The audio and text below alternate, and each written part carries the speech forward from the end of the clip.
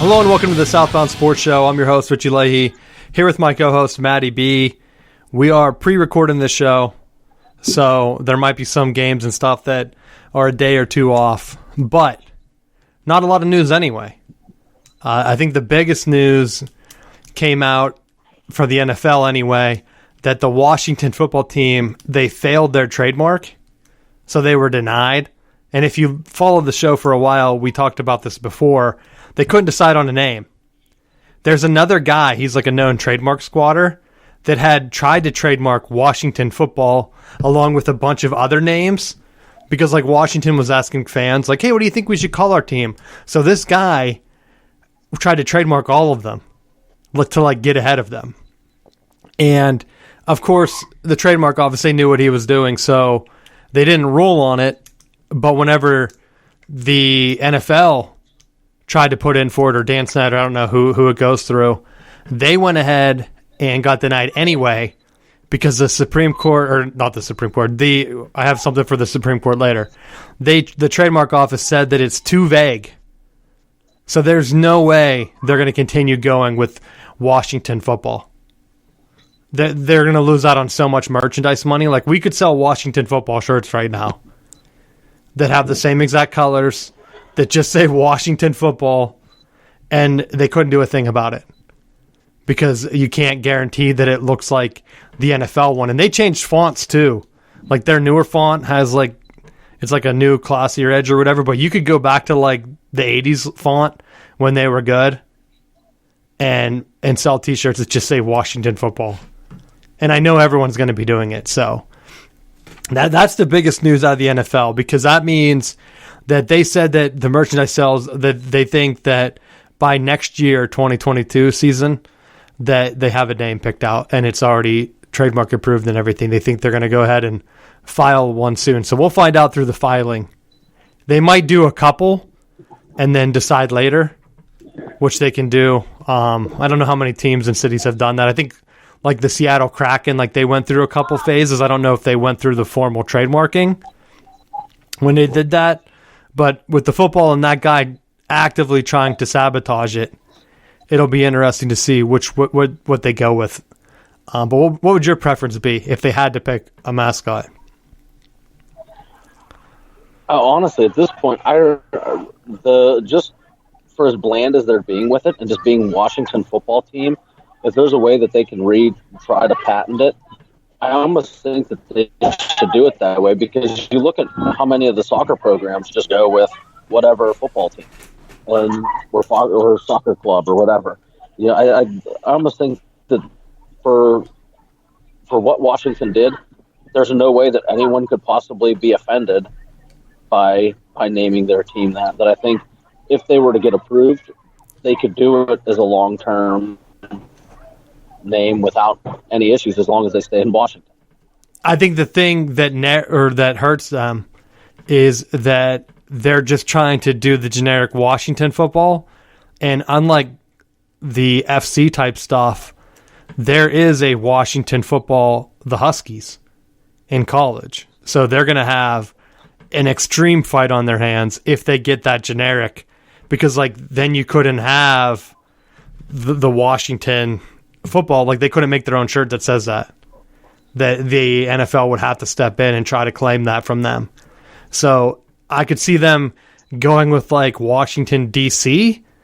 I don't think they want to narrow that down, because like even being a young kid, I was like, wonder where that is, if that's the state or if that's the capital, because you don't know. They leave it ambiguous. Like, you don't know where the hell they're located. So I think they did that on purpose, and because they could very easily change it.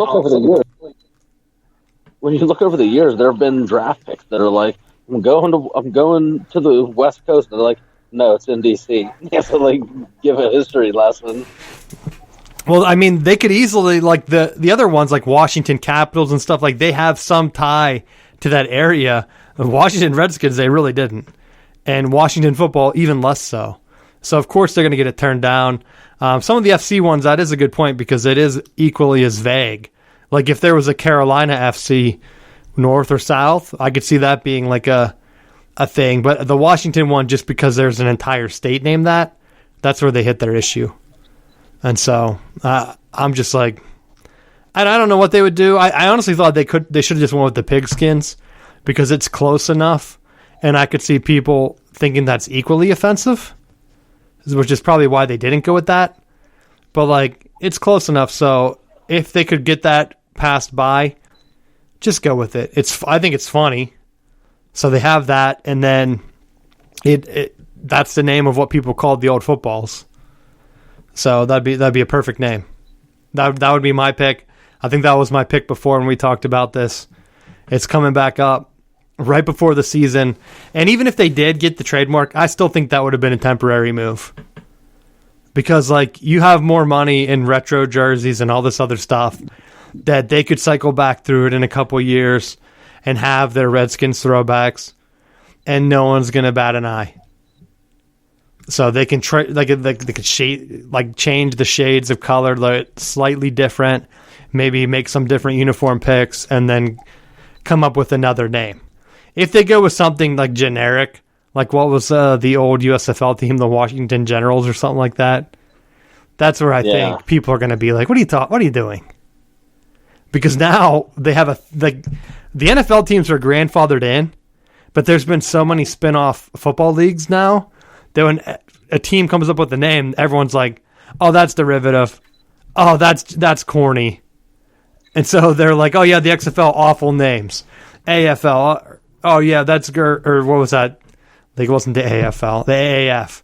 Oh, horrible team names. Like, how generic, how corny. So, like, they're probably going through these names thinking, like, oh, my gosh, we're going to get killed. We're going to get killed on social media because they're going to hate all these names that we have as options. So, any other thoughts on that?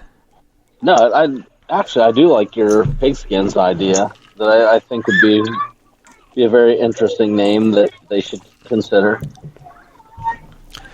I think it's great because it ties them back to the old school. No one's going to have that. They're not going to say that that's corny. If they go with like a generic, like animal, like Washington wildebeest or something, everyone's going to be like, yeah, why? What are you doing? At least the pigskins, they can still go by the skins, you know what I mean? I feel like that gives them a little bit of history. And that ties in with their offensive line that used to be called the Hogs. Yeah. So you could tie that in with the relevant history of the football club. I don't think it would be a very far leap. And so the other option would just be going to the Washington Hogs, but I don't know if they would go that direction either. I don't know. We'll see what happens. It'll be different. As long as I would hate for them to blow up their history, because then you have, like, the Washington football team, they could still acknowledge it and yet move forward. The pigskins, I think they could do the same thing. I just don't know if there'd be outrage. It works for me, but others, it might not. I don't know. But speaking of Washington, Dwayne Haskins comes into Pittsburgh's training camp. He says he wants the team to know that he loves football as opposed to strippers and things like he liked in Washington. So. Well, that's because there's the only thing he has left to do is focus on football. No, you could ride motorcycles and stuff. That's what Ben did early on. People forget, like, to be honest, there's so many quarterbacks that have like such a clean career that, like, when you look around some of the ones that have staying power, like Ben had to have had the most off the field issues of any long-term quarterback, correct? I guess. Yeah, you're right. I mean, I don't know any other ones. Like, normally, if it's like a Dwayne Haskins where they're getting in trouble off the field, they're done. You get a second chance like right now, and in 2 years, people won't remember Haskins' name. They won't even remember. Like, if Ben would even come back next year, no one would remember that Haskins was even in the league, except for Redskins fans that are looking back and are like, ah, man, remember when we had that guy? What a waste of a draft pick. Almost set our franchise back because they still made the playoffs with him on the roster. Like, the team was supposed to be his team, and instead they just picked some random guy to be their quarterback. They're like, and he was pretty good in the playoffs. So, like, they got really lucky. That could have been the undoing. Like, that could have been turning them into the Jets. When, we're like the old Browns where they start a cycle of, oh, we're one quarterback away. And they really could have done that this year. I don't think they they really had that pressure too. I don't know. But with him coming to Pittsburgh, you're telling me that he's going to come in and say that he loves football. I just don't know. I don't want to say that it's not true, but show it to me. Show it to me. That's what I want to see. But what do you think with him going to the team and his chances with just to get a long-term contract? We'll say that. Long-term contract. I think going more shorter-term deals, but unless it's a team like Washington that is willing to throw out ridiculous money and ridiculous contracts, I don't know. Well, that's another thing too. A lot of these guys, you get into a multi-year deal, and then you're stuck with them. Like you have the guys locked up, and then if something happens, or you're in like a weird scenario like with Deshaun Watson where he's actively saying he wants to go to Denver, which is, I don't know how that's not a breach of like collusion or whatever the NFL has like in place, where he's like, yeah, I'm telling guys that I want to play on their team, telling their coach, like, call me up. Like, let's work out a deal. Call their front office, trade for me. Like, I guess it's not a big deal because he has to be traded for. I don't know. But that's the one thing where you get too many long-term contracts, even with, like, Ben, like, they're trying to work it out. I don't know. The other thing is they don't even know where and when they're supposed to have training camp this year because they're supposed to start early to play Dallas.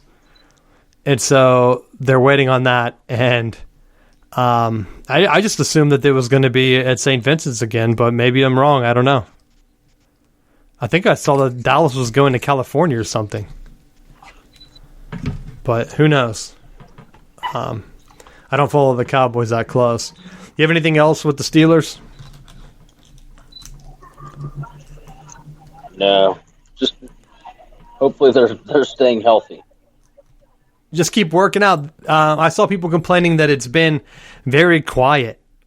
And I'm thinking that's what pretty much you want. You don't want the team putting a target on their back. You just don't want that. Especially with Ben, like getting hurt or whatever. Let the guys come in. Let them compete. If they want Haskins to compete, let him compete. Let's see what he looks like. But I don't know. I did have one more NFL thing here. We talked about the Madden cover last week. It did end up being Tom Brady and Patrick Mahomes, which we talked about. And I'll be honest, I hate it. I kind of wish they would have went with the Gronk idea, where they have two different greats at different positions on the same team that just won the Super Bowl. Instead, they were trying to pitch the old greatest coming in with the new. And to me, it just reeks of like the Aaron Rodgers thing. Like they try so hard to get the next guy ready. But what if you have that guy and you have the wrong guy? Like Aaron Rodgers peaked. He hasn't won anything since. And they've been pushing for him. It feels like it has been a decade. They keep saying like, oh, just wait till Aaron Rodgers gets his wide receiver. He has him. Oh, well, now he hates the team. Now he's going to move teams. Like, wait till he gets a team that appreciates him. Then he'll win some Super Bowls. Like that one, and you're looking back, like even with Drew Brees, that one Super Bowl, that more or less looks like a fluke. Like I think you got to have a couple. I mean, John Elway coming late in his career and getting lucky to have back-to-back. I mean, he was very close to only having one or none. Every other time he got there, he got killed. So, like with the Mahomes, he got one. Great. At least they picked a guy that won a Super Bowl instead of hyping up like Lamar Jackson, which you know that if Mahomes probably didn't win that Super Bowl and it was like Tom Brady again or something, that it probably would have been Lamar. They would still be hyping him up. It's like, just wait till Tom Brady leaves New England, then it will be Lamar's turn. Well, now he's gone, and so they realize, like, oh, I guess it's just Mahomes now. But that could be it for him. We don't know. I mean, he's in a very lucky situation where he has great run support. He has the great tight end, the best in the league. And he has like a couple of the greatest wide receivers, at least one of the top playmakers with Hill. So I don't know. I want to see it more from him. I just don't think you can say like, oh, look at our greatest of all times, and then we look back at that cover in 10 years and people are like, ugh, wrong. At least Tom Brady's on there, though. What are your thoughts on it? I think it's okay. I mean, had they have gone with Rodgers and Mahomes, I might have questioned that a little bit more. But, going with those two, it was safe. We kind of hit on it last week that we kind of thought that was a direction they would possibly lean in. And, I mean, when you look right now at the league, when you pick off that Rodgers, Brady, Breeze, he just retired, but that top group, who Jack won anything? You could even add Russell Wilson into that because at one point he was the guy, and they came close to winning what, 2? I don't know who they ended up losing to. Yeah. I know they beat Peyton Manning that one year. They killed him with the Broncos, but it was New England. They should have won that one. That was the one where they threw the interception, right? Yep. Giving Tom Brady one more ring. Very easily could have had a worse record. So that was another quarterback that could have been thrown in that mix. He was closer than all of those guys at getting 2. I mean, I guess Mahomes was there back to back. The drawback with that, though, is that games almost very Pittsburgh-esque by field goaling people to death. Yeah, I mean, I think that hurts them too. Where Mahomes has the Super Bowl, but he's also putting up video game type numbers, stats as well. That's true, but I wonder how much of that, like, stat stuff is going to carry on. Like, that team is only going to be together for a couple more years. They tried to put it in where, oh, he signed that gigantic deal, and then he's already trying to take cuts to keep the team together. But when that team breaks up, I mean, that's basically what happened to Aaron Rodgers. Team breaks up. He's the guy. And, I mean, he wasn't even competing against any other big-time quarterbacks on that side. I mean, Josh Allen could have the Bills right there. Who's to say he doesn't rip off 3 or 4 Super Bowl appearances? We don't know. They were close last year.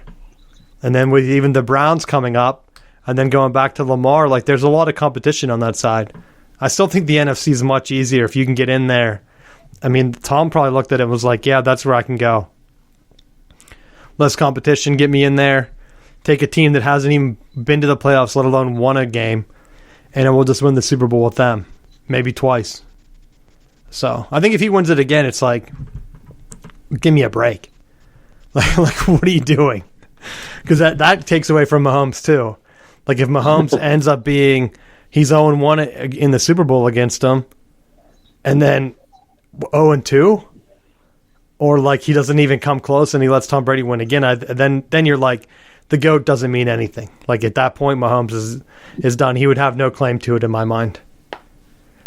Because you can't point at it and be like, yeah, it didn't happen. I think that's why people liked like the Larry Bird, Magic Johnson thing.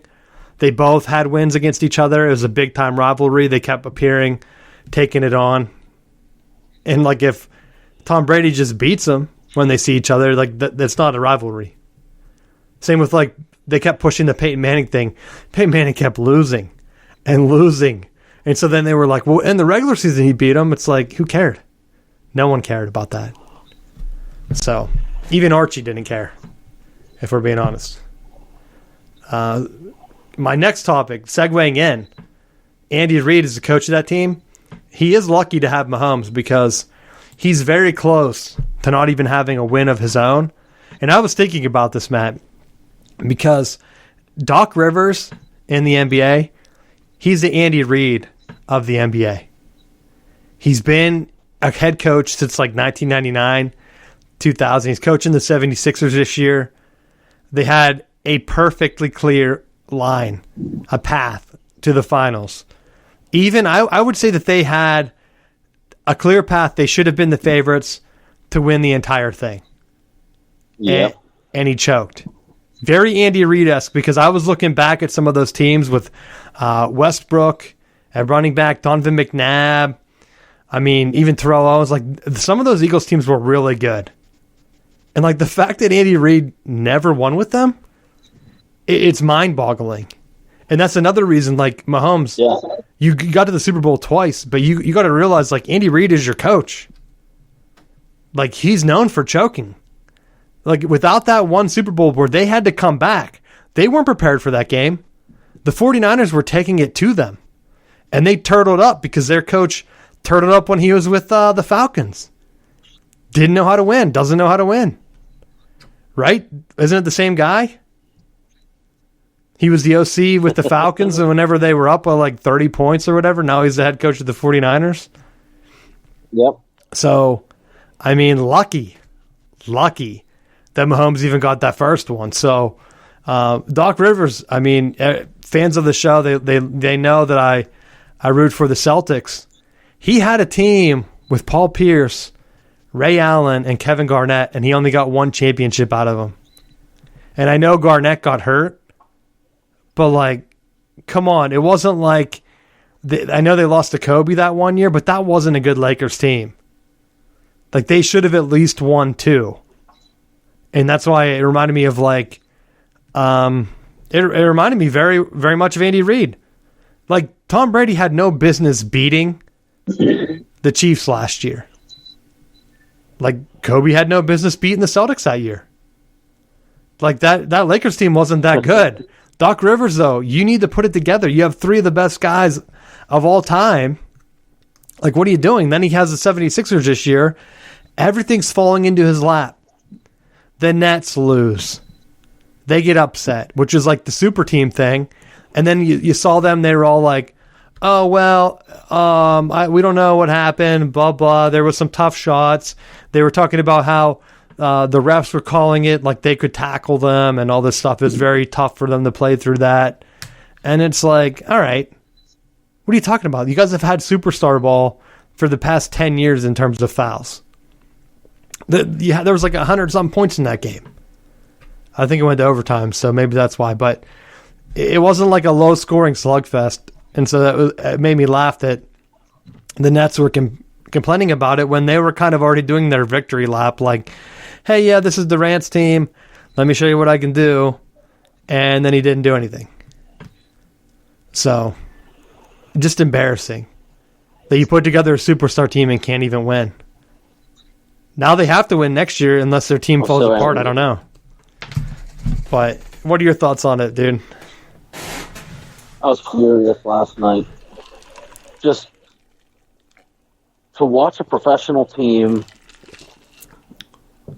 basically play backyard street ball was how they were playing it. Was absolutely disappointing and disheartening. And I know that it's the way that they've played all year, and a lot of the shots that typically they were hitting weren't going in last night. But it's like, come on, you have the strength and the physicality, and instead of trying to stand outside the 3-point line and being the junior high version of the Golden State Warriors when they were like shooting the lights out, like, play your own game, be physical, play inside. Like, Joel Embiid, I know that you can't have the potential to hit 3-pointers from outside. You're enormous. You're the size of a small boss. Get your ass inside and just dunk the ball. Just play small ball. Everyone since Steph Curry came out and was shooting the lights out, everyone's gone to this like wide open, try to shoot and outscore people. It's like, to me, I think they lost the game when they were just shooting. They would dunk, and then Atlanta, kudos to them, inbound it, fire it down the court, and they would slam it back home. They would there was no time for Philly to actually get up on the Hawks because they just pushed their tempo so much faster. And kudos to them for making the shots when they needed to, and being consistent, because there were a couple of plays that like throughout the game were like, what are you doing? Like, it felt like it just, the overall field, you're playing at home, it's game 7. It should have just been a massacre. They should have just dominated. And to watch the performance was so frustrating. It's like, that they should have won, they could have won, and just let the game go and let it get out of hand. Disappointing. I think you're looking at right now a Bucks Suns final. Like the Clippers are right there. I don't know if Kawhi can push them through, but like even Doc Rivers, he was the coach of the Clippers. They had a pretty good team. They couldn't even get to the Western Conference Finals. This is the first time in like Clippers history that they've made it that far. Like he had Chris Paul and them on that team. Chris Paul looks amazing this year, which I will say it's a shame that he's even out. What's the point of getting vaccinated if you can still be placed on protocols?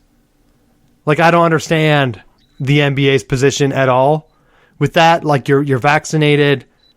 Who's at risk? Him? They don't know if you can spread it when you're vaccinated. And so like I don't even want to talk about the coronavirus stuff, but I have to point it out because like you watch the golfer, you don't know if he's vaccinated unless he came out and said he wasn't, but I don't think it was ever brought up at the time. He gets out because he knew someone, like he contacted someone that was positive. He didn't even test positive and he lost all that money. So like some of the stuff, it just doesn't make sense. And then like even some of the NFL players like Cole Beasley was pushing back and he was saying like, what's the point? Like what's the point? You get vaccinated, it's still the same stuff. Still the same thing going on. But some of the vaccinated stuff, like they were letting you do anything in the NFL. So they're still talking about it, they said. I don't know what his entire beef was, but with the Chris Paul thing, it's a bad look. They did win the first game, so I still think that they're on track. Eventually he's going to come back, and they're going to be even better. But I would say that if it's a Suns-Bucks final, that the NBA ratings have to be low. Because like that's my problem with circling back to the NFL stuff. That's my problem with the NFL putting so much into Mahomes and putting so much into Aaron Rodgers and some of these quarterbacks that don't win. Because whenever they don't, guess what? People aren't going to watch. They're not going to watch a random team play in the Super Bowl. Like the NFL is so lucky that Tom Brady is still around and winning Super Bowls because so many people hate him that they're going to watch no matter what. He could be playing the Jaguars and they could win. They could beat the Jaguars in the Super Bowl 88-0, and people would still watch that game. Because they're like, oh, maybe Tom Brady will lose this game and they'll be embarrassing because he played the Jaguars. Like, that would be great for his career. We can just make fun of him. Or like, oh yeah, remember when Eli beat him? That was so embarrassing. Like the silly Manning brother. Which, I mean, I still think Eli should be in the Hall of Fame. Not knocking him. I think he's the best Manning. Like, Peyton Manning was lucky to get two rings. Eli did it with his first team. Peyton couldn't even do that. So, and he beat Tom Brady. Peyton couldn't do that either. So we'll throw that out there. But like in the NBA, they put all their marketing and all of their hype into like LeBron and all his buddies, and then like they were picking like Anthony Davis teams up with LeBron, and it's like, okay, well these are the next guys. Yeah, they're all on the same team. Chris Paul's still out there. He was in all those commercials, so maybe they can kind of market him. Paul George. I mean, when Paul George was winning with the Pacers, they still didn't even know what to do with him. Same with Kawhi, and then that Raptors championship that he brought home. I mean, that was awful ratings.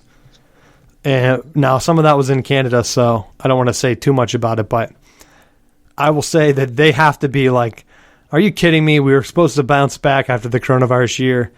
And now even some of like our bigger cities like Philadelphia, they could have helped ratings because like fans haven't been tuning in. I think they would have tuned in to see Philly. I don't think they're going to tune in to see Milwaukee and Phoenix. I just don't. But maybe I'm wrong. We'll see. We'll see if they get back on. Yeah. That's the big thing. But it has to hurt to be a Philadelphia fan. Do you have anything else to add?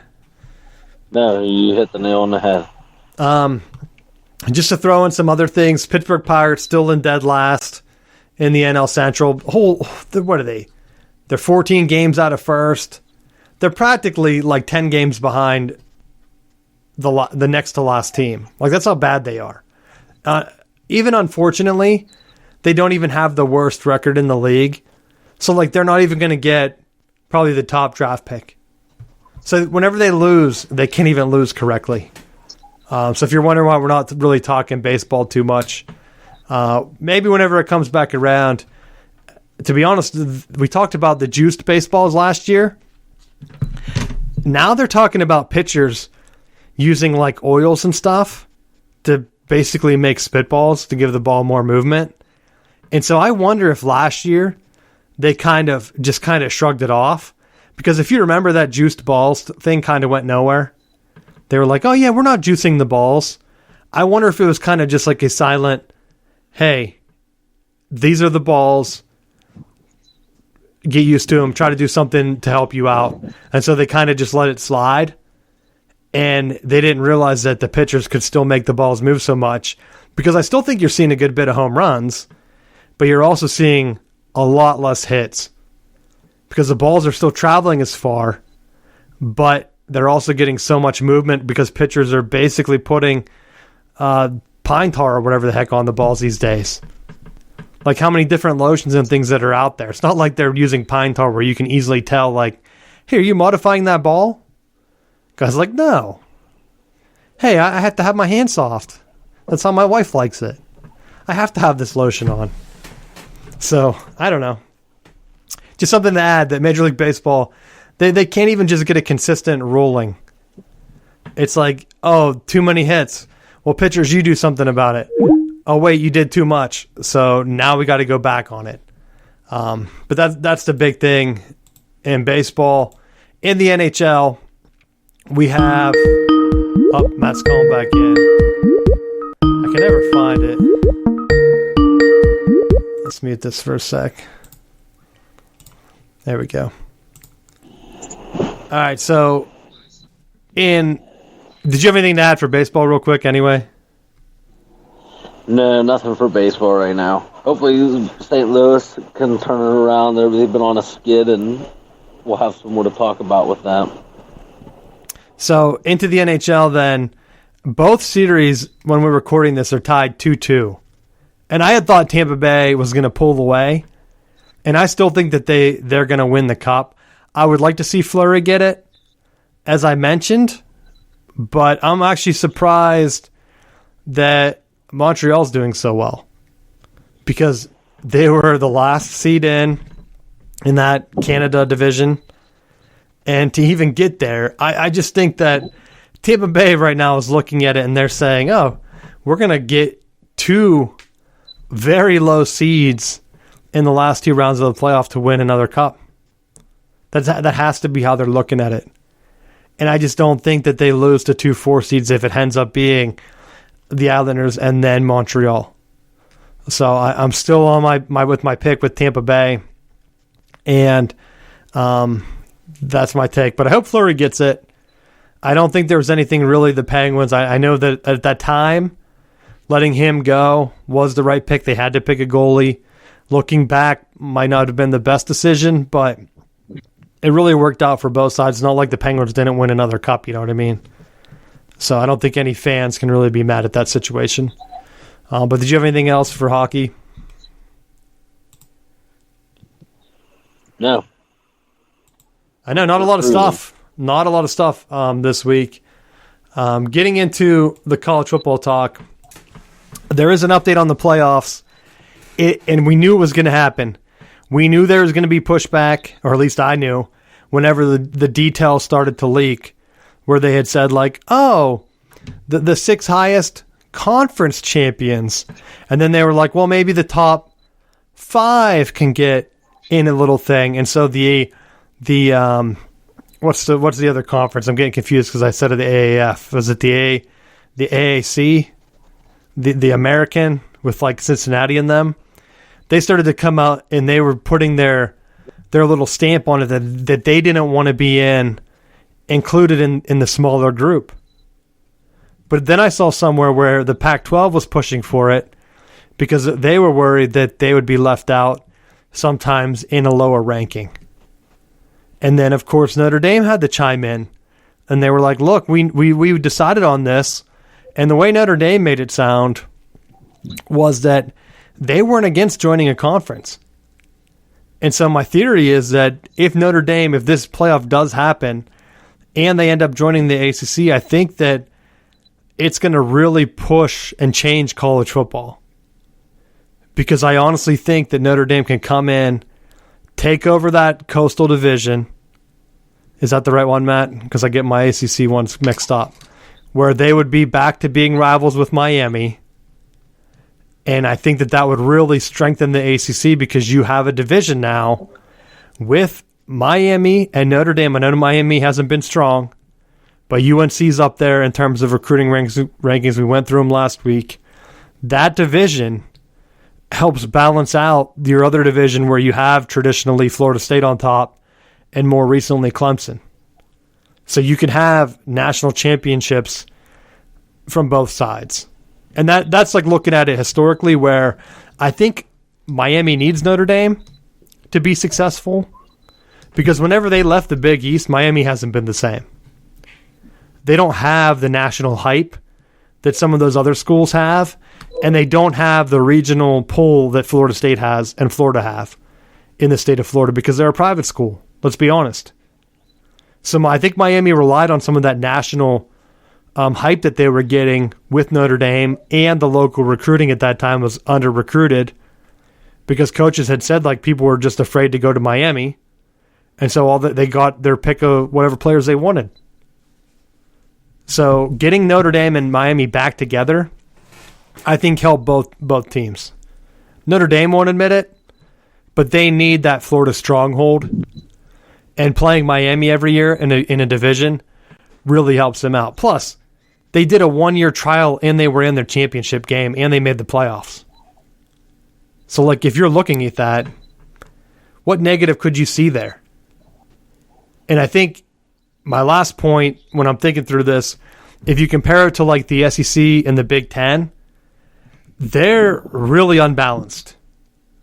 All of the big teams are in the Big Ten East. Most of the big teams in the SEC are in the SEC West.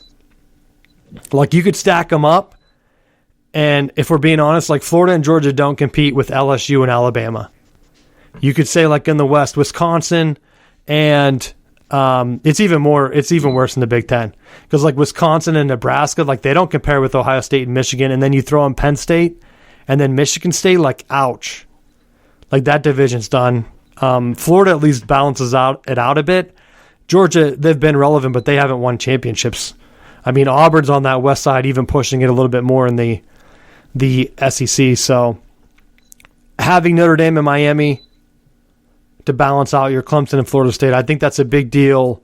And the playoff push, that's what they're going for. And so that's what I've been hearing from it.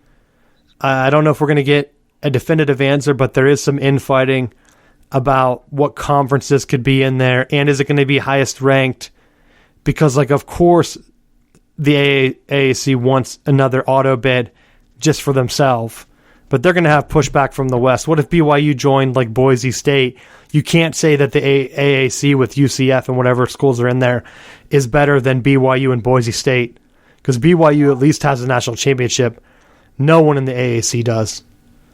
So that's instant credibility if they can get them back. But what are your thoughts on it? I overall, I think I like the direction that they're heading in of trying to make things more relevant and trying to get the conference champions, like we talked about previously, make it so that you have to win your conference, which is going to make those regular season games count, and not just be like, well, it doesn't matter because I'm just going to blow through. Like, we're going to argue our point that we've won enough games by a wide enough margin that they're going to force us to allow us to be taken out. And I'm saying it directly as an Alabama thing, that regardless of what they're doing, they're one of the top at least 4 teams for the foreseeable future with the way that they're recruiting and with Saban being there. So it's like they're with them automatically being penciled in. They do catastrophic and lose 3 or 4 games. Like they can afford, and they've shown over the last couple of years that it's been a team that they'll have a stumble game. They'll lose one, but bounce back in time to win the conference championship, and then they cruise right through the playoffs. I think it makes it important to have those games matter, and then also by expanding it out, you're also giving that fair shake to some of the smaller schools. And they always say the best part of the basketball tournament is that you have these low-seeded teams and teams from these smaller conferences that don't get their fair share or their fair shake at winning the championship.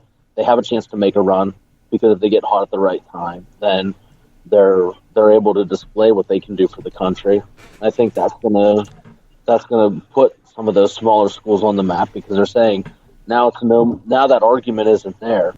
Where they're saying, oh, well, they're only taking the top 4 teams and we're never ranked high enough to be invited to the dance. Now they're expanding it enough that the only thing that I question with it is if they expand it out and they're giving some of these at-large bids, are they going to be giving seats away unnecessarily? Because when you look, and I see this happening a lot with the SEC, where automatically they'll put 7 teams ranked extremely high for no reason to guarantee that they're going to get at least 2, if not 3 spots. They'll be like, well, our conference is just so much better. And that's bullshit. You can't tell me that, like, the number 3 team from the SEC, take them out and put them into another conference and automatically they're the top team. Like, that just doesn't happen. Like, you're not going to pull Florida or Georgia out of the SEC, put them in the Big Ten, and then just declare them Big Ten champions. Like, it doesn't work that way. And you've seen it. Like, Florida only has 1 win all time against Michigan, I think. Like, they're like 1-4. So, yeah, you're right. Like, they're not going to jump in. And they haven't even been winning the SEC or competing against it. I think what helps Alabama is the East has been like a weird thing. You could even go the opposite. Missouri joined that conference, and they were a doormat in the Big 12. And they were immediately in 2 SEC East championship games. You know what I mean? Like, they were the SEC East rep. And so, like, if that doesn't say something about Florida and Georgia in that division, and, like, I know I was comparing them and saying that they're a little bit better than the Big Ten West, but maybe traditionally just because of the 2 national championships with Florida. But, I mean, if they were playing a home-and-home with Wisconsin, I don't know if you could say Florida would win both games. I mean, I could easily see a split every year. You know what I mean? Florida's not killing everyone like they should. So that's my thing. Here's another example, too. When you look at the schools that have made changes, look at what Nebraska did. They were winning national championships in the mid-'90s. And the thought was, well, get out of the Big 12 so you're not dealing with Texas and Oklahoma.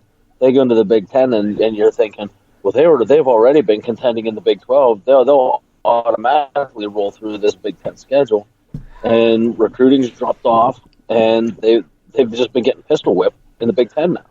So I think that hurt them going into the Big 10, and now they're having to recruit different types of athletes, and they're absolutely getting the doors blown off. So I mean, you got to be careful what you wish for. I think when you look at the way that the playoffs are seeded, I think they do need to start looking at it initially from the perspective of who are your conference champions, pencil them in first, and then as they're going through those at-large bids, then you start looking at some of the strength of victories. I think things like turnover differential, because those are going to be the things that are going to play a factor in a playoff. If you're playing a team like Alabama, you can't be giving multiple turnovers away because that game will be over in the first quarter and nobody will watch it. But if you have a team that holds on to the ball and they're able to generate turnovers, they can be competitive in a playoff type situation against some of the better teams, proving that they can do that in the regular season. And you make a good point there. And I wonder how much, because I that kind of your Nebraska thing there goes against my Notre Dame push, where when Nebraska joined the Big Ten, they jacked up the divisions to put Michigan and Nebraska on one side and Ohio and State and Penn State on the other side as kind of like, these are our 2 powers. But Michigan and Nebraska had like no traditions with each other. And so they tried to throw like Iowa in there, and they put Michigan State in with Michigan. And when it happened, Michigan was going through like some tough coaching changes, and Nebraska, like you said, couldn't recruit. So it really screwed them up. And then they went to the East-West, where I wonder if they would have did that first and said, like, here, Nebraska, we're letting you come in. We're giving you a clear path. You just have to beat Wisconsin and Iowa and Northwestern. I wonder how different it would be. Like, I wonder if their recruiting wouldn't have dropped off. Because, like, yeah, Michigan fell when they joined, but Nebraska couldn't compete with Iowa and Michigan State and even Northwestern at that point. So they were equally bad, and they never recovered. But Notre Dame has history with Pitt. They have history with Miami. What other teams are in that division? Probably a Syracuse or a Boston College. I don't know off the top of my head. And so I think it would be a little bit different because they've been in a conference with those guys. They've recruited a bunch, and I think that's going to be the difference. But I think you're still going to have some type of bias against, like you were talking about, the SEC getting all those teams in, and it's going to be tough to beat that. And then even if Notre Dame joins, like you were saying to Texas and Oklahoma, how big they are. They can't compete with those conferences. Like an ACC with Notre Dame instantly puts them on the level of the Big Ten and the SEC in terms of like name brand programs, because like they don't have that historical like top 5 program in the ACC right now. Notre Dame gives them that. And then they can go and say, like, look, Michigan, Ohio State, Alabama, like, we're right here, brothers. We are right here. Like, take us. And then they're like, you know what? We are going to make all the rules ourselves. Come on over. And like, maybe there's some animosity with the Big Ten and Notre Dame if they go to the ACC, but I don't think there is at this point. Like, in both times in history, Notre Dame wanted to join. The Big Ten said no. The Big Ten wanted Notre Dame to join. Notre Dame said no. So, like, it went back and forth. Now I think at this point, let the ACC take them, and then you have to worry about those other conferences. But like the next step would be like, where does Texas and Oklahoma end up? Do they join the SEC? Because to be honest, I think that would only help smaller schools. Because like the SEC can't get 6 at-large bids. They're just not going to get it. Like those teams would be eliminated by Alabama, or they would eliminate Alabama. Back and forth. And that's the one thing that annoys me is I see the opposite argument where everyone's saying, hey, these regular season games don't matter. Alabama could have taken off that Auburn game however many years in a row in the playoffs. I mean, they lost to them a couple times. It wouldn't have made a difference. Wouldn't have made a difference if they played that game or not. But they didn't. They didn't take that weekend off. They still wanted to beat them. So you're still going to get that. Like I don't go to everyone saying like, oh, is Ohio State going to rest their players against Michigan? Do you really want Jim Harbaugh to be like, hey, we beat them? Because he's not going to say that Ohio State sat their starters. He's just going to use that on the recruiting. Like, hey, did you see us beat Ohio State last year? And Ohio State's not going to want that. So maybe some of the smaller programs that don't have a rivalry game that last week, you might see some resting. The SEC is already playing Podunk State the week before that game, though, so they don't need to rest their players. They're already playing like Norfolk Southern or wherever else they're playing. So that's my thing. Is Norfolk Southern even a team? I think that's the railroad. I don't know. I'm getting too crazy. Anything else you have on this? No. I only had one more topic, and I'm already have it on here if you're watching the video. But the NCAA, they came out against the Supreme Court. So Kavanaugh, a Supreme Court justice, was talking about how the NCAA rules of not paying players doesn't make sense. And he said that he wants lawsuits to come in so that he can rule against them, basically begging a school or a group of players to come in and ask to get paid. The Supreme Court's going to say, and I would assume that Kavanaugh's going to be able to get support from other justices. He's going to be able to look at it and say, hey, you know what? This is unconstitutional. Pay these guys. Because like someone was pointing out like, hey, these people are working on holidays, federal, like they're playing games on Memorial Day. They're playing on Labor Day. They're playing on holidays for free. Like they're not like their scholarships like for the regular season or whatever. They're playing these tournaments where they're not getting money. You're flying them out. They're playing like that softball one was that Florida State game like on all night? And then it's like, what's the point of that? And so I think that it's going to come because it only makes sense for someone to put it out there. Plus, I did see a theory someone put out there. What if a big school like Alabama just did the lawsuit themselves and said, hey, we're trying to pay our players, but they won't let us? Like, do you think the NCAA is going to stop them? No, they don't even stop LSU. LSU was on tape talking about paying players for basketball. Coach is still there. Still landing top recruits, Matt. How would that happen? If he was paying them, that was the only way he was landing them. But he's still there. Do you think the paying stopped? Like, no. Well, truly, if you think that isn't happening across every program, then how naive do you have to be? And that's why I wonder if some of these bigger state schools that they could be like, oh, well, we don't want this to go. We don't want them to start paying players because what about these private schools like Northwestern that might have some rich alums that say, you know what?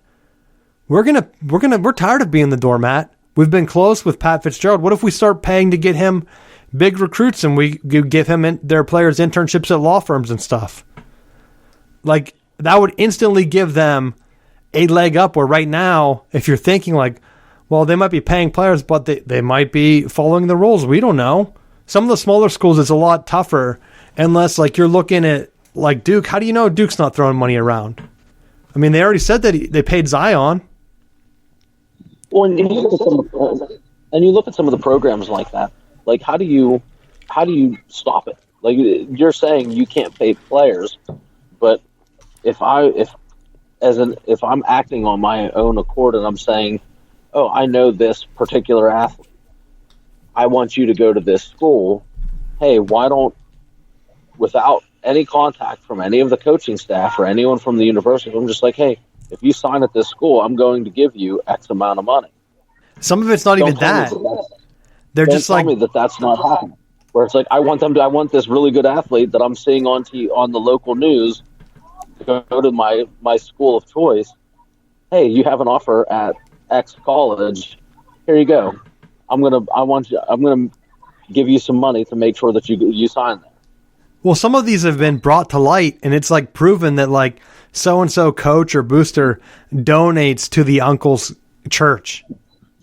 It's like, oh, and then his nephew signs the next day. It's like, you don't think the uncle's giving the family that money? Like, why would he donate to some church he's never been at? Or like, why would they hire that guy's brother?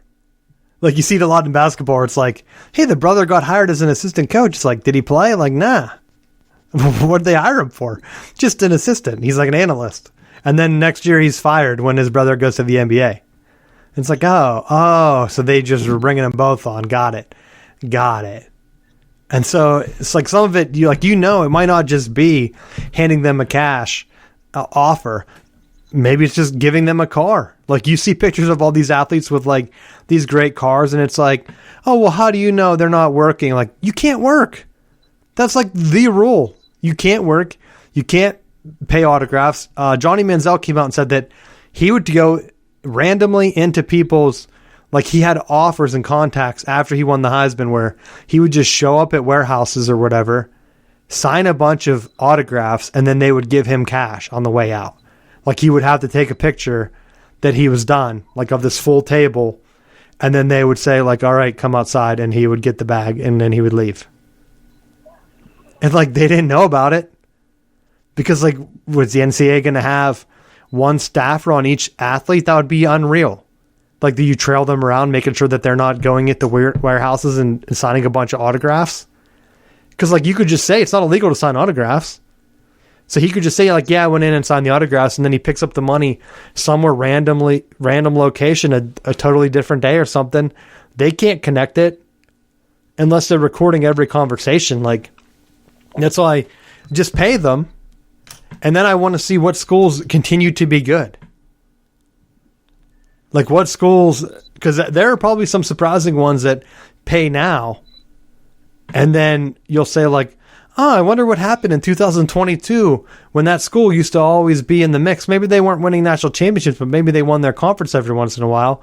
Wonder what happened to them. Like what if, like, just pulling out like a Matt Campbell, like Iowa State, like what would happen if they fell off? Or like Bill Snyder at Kansas State, like that program there. Like, look what happened with Beamer at Virginia Tech. Like some of these guys that were there forever. How do you know that they didn't have a system in place to help pull players in? So there are going to be some other ones that I think you see some of that fallout with this, and I want to see it. I want players to get paid. Like they fired that one guy. They didn't fire him, but they told him that he couldn't do his YouTube anymore. Like the punter from UCF, he was doing like trick punt videos. Why can't he make money off that? If like the head of the NCAA wanted to make his own YouTube show, he could 100% do that. They would not cancel that from him. Hell, they might even help him do it. They'd be like, oh yeah, that Mark guy, yeah, let's have him have his own show where he just talks about the rules and tells them, because he came out and said, status quo, nothing's changing. That Supreme Court statement didn't do anything. We're still not paying players. So he's doubling down. I think it's a bad move. But you have anything else for college football or anything? Nope.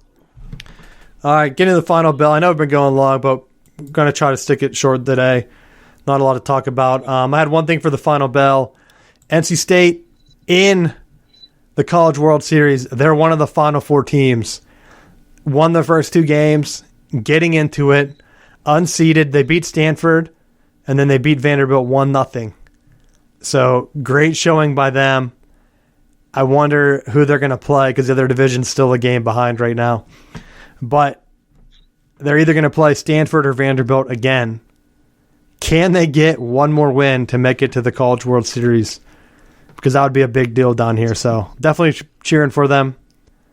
And I hope they get it done. You have anything for the final bell, Matt? For the final bell this week, just want to thank fans for continuing to watch the show and supporting as much as you can. Thanks for tuning in. Yeah, definitely. Like as we always say, if there's something you want us to hit on, let us know. But yeah, thanks for listening, and we'll see you next week.